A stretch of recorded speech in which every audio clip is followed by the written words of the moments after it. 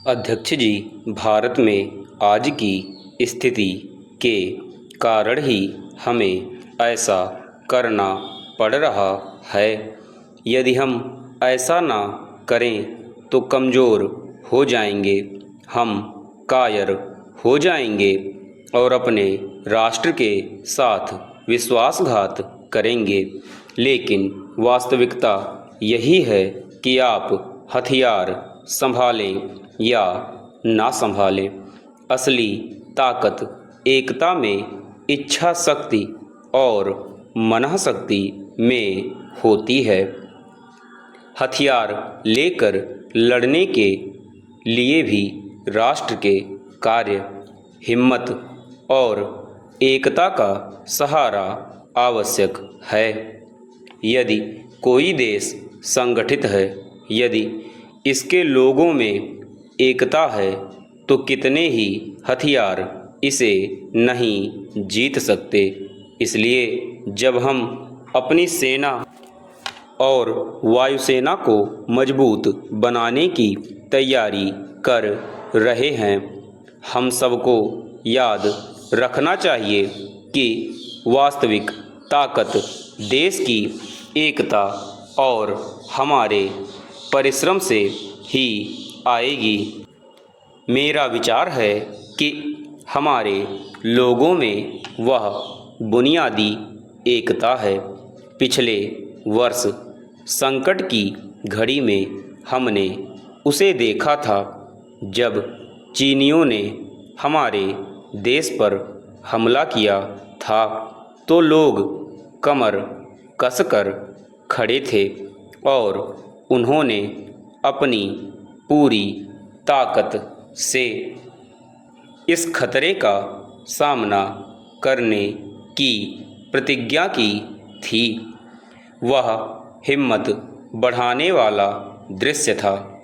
लेकिन कुछ समय बाद जब फौरी खतरा टल गया, जब लड़ाई नहीं हो रही थी, तो हमारे बहुत से लोग फिर आत्मसंतोष में डूब गए और खतरे को भूलने लगे।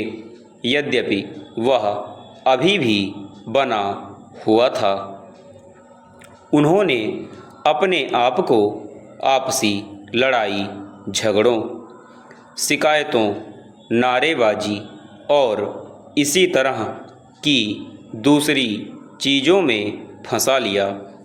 इससे पता चलता है कि यद्यपि हम मूलतः संगठित हैं और हम में ऐसा कुछ है जो खतरे के समय हमें खड़ा कर देता है, फिर भी जब खतरा उतना साफ नहीं लगता तो हम ढीले पड़ जाते हैं और अपने छोटे छोटे विचारों और विवादों में उलझ जाते हैं।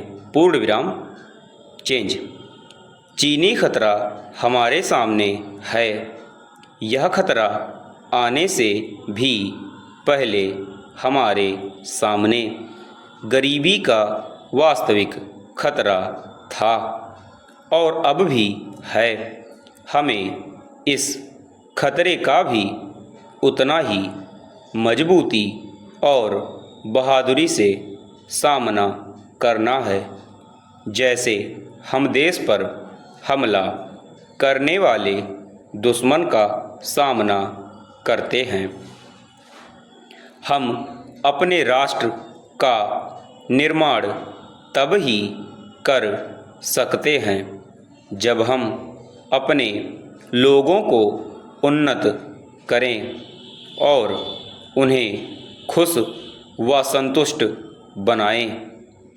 इसलिए फौरी खतरा समाप्त होने पर सुस्त पड़ जाने की आदत खराब है। हमें इसे छोड़ देना चाहिए। हमें एकता की बात करनी चाहिए। पूर्ण विराम चेंज। सभापति महोदय, प्राथमिक स्वास्थ्य देखभाल के कार्य पर अपना ध्यान केंद्रित कर स्वास्थ्य सेवा योजना आरंभ करने की पहल करने वाले अनेक देशों में से भारत भी एक है। स्वतंत्र भारत में स्वास्थ्य सेवा प्रणाली की आधारशिला भोरे समिति ने रखी थी, जिससे पूर्व अल्मा अता घोषणा पत्र 3 दशकों तक इस कार्य का आधार बना हुआ था। स्वतंत्रता के समय देश की स्वास्थ्य सेवाओं का मूल स्वरूप मुख्य रूप से नगरीय जीवन और चिकित्सा पर आधारित था। जो रोगी इन अस्पतालों तथा स्वास्थ्य केंद्रों पर आते थे, उनकी चिकित्सा मात्र उनका रोग ठीक करने के लिए की जाती थी। इन स्वास्थ्य सेवाओं की ग्रामीण क्षेत्रों में पहुंच अत्यंत सीमित थी, क्योंकि उस समय रोगों की रोकथाम संबंधी सेवाएं सीमित मात्रा में थीं। पहली पंचवर्षीय योजना में प्राथमिक, उच्चतर तथा अन्य प्रकार के चिकित्सा केंद्रों के निर्माण और उन्हें उचित रेफरल प्रणाली से जोड़ने के प्रयास आरंभ किए गए। आम जनता की प्रमुख स्वास्थ्य समस्याओं के समाधान के लिए कार्यक्रम बनाए गए और उन्हें लागू किया गया। इन प्रयत्नों के परिणाम स्वरूप ज्ञात मृत्यु दर, जो 1951 में 27 थी, 1955 में घटकर 9 रह गई।